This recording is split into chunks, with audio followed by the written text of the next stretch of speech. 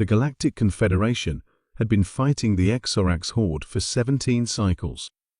17 long, brutal cycles of retreating, surrendering system after system, watching as ancient civilizations fell to the swarm-minded conquerors.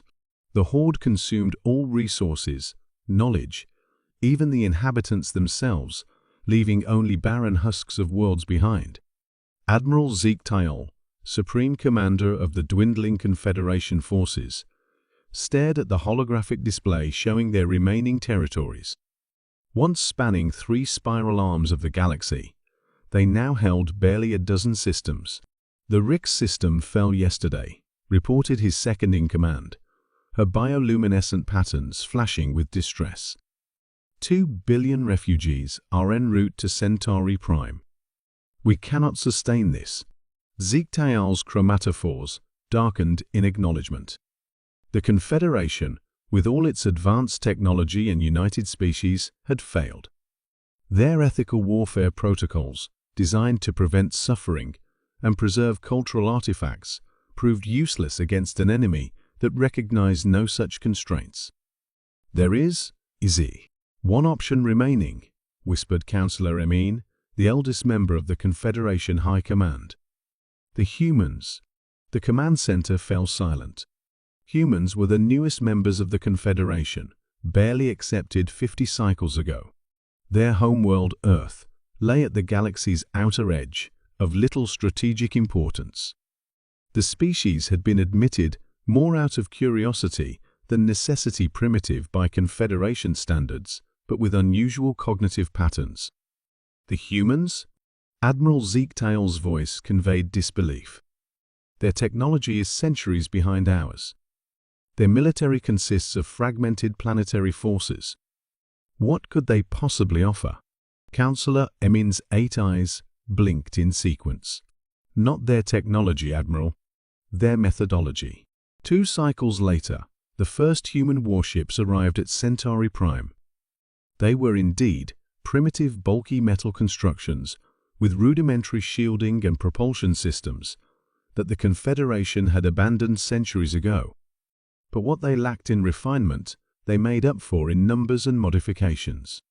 Colonel Sarah Chen, representing Earth's United Defense Force, stood before the Confederation High Command, her small frame dwarfed by the various alien representatives. "You've been fighting a technological war," she stated bluntly. "The Exorax adapt quickly to new weapons systems.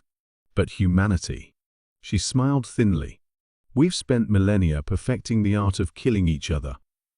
Over the following days, human tactical specialists reviewed Confederation battle footage, military protocols, and ethical constraints. Their response was unanimous. The Confederation had been fighting to win systems without destroying them. "War isn't about preservation," Colonel Chen explained. "It's about breaking your enemy's will to continue. Physically, psychologically, completely." The first test of human warfare came at Proxima Centauri, a system the Exorax had begun consuming. The Confederation fleet, now bolstered with retrofitted human vessels, approached not with precision strikes, but with overwhelming force.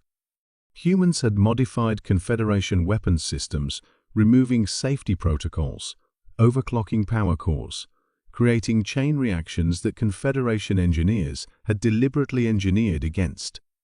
When the Exorax deployed their standard countermeasures, they found themselves facing weapons that defied their expectations. The battle lasted 7 hours. When it ended, the Exorax forces had been annihilated. Not captured, not repelled, completely destroyed.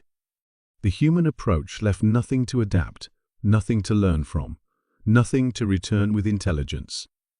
"Barbaric," whispered Admiral Zeke Tyol, watching the battle recordings. "Effective," corrected Colonel Chen. As the war progressed, human strategies proved consistently successful. The Exorax, accustomed to enemies who attempted to preserve what they defended, found themselves facing an approach they couldn't comprehend. Humans willingly sacrificed what couldn't be protected to deny it to the enemy. Scorched earth. false retreats, guerrilla tactics, psychological warfare. Concepts the Confederation had long abandoned as primitive became their salvation. 6 cycles after the humans joined the war, the Exorax horde sent emissaries seeking terms of surrender. The swarm mind had encountered something it couldn't consume or adapt to human unpredictability and willingness to destroy what they couldn't save. In the aftermath, as the Confederation rebuilt, many member species regarded humans with a mixture of gratitude and horror. Admiral Zek Tyal, meeting with Colonel Chen one final time, finally asked the question that had haunted him. Your species still fights wars among yourselves, despite having the capability to annihilate your own world. How do you survive your own nature? Chen's expression softened momentarily. The same reason we saved your Confederation, Admiral. Because beneath our capacity for violence lies an equal capacity for compassion. We fight ruthlessly so that peace, when it comes, can be complete. The Admiral's chromatophores shifted through patterns of contemplation. The galaxy had been saved by the most frightening species he'd ever encountered, one that understood destruction as the sometimes necessary path to creation. The Confederation would never be the same again. And perhaps, he reflected, that was exactly what it needed.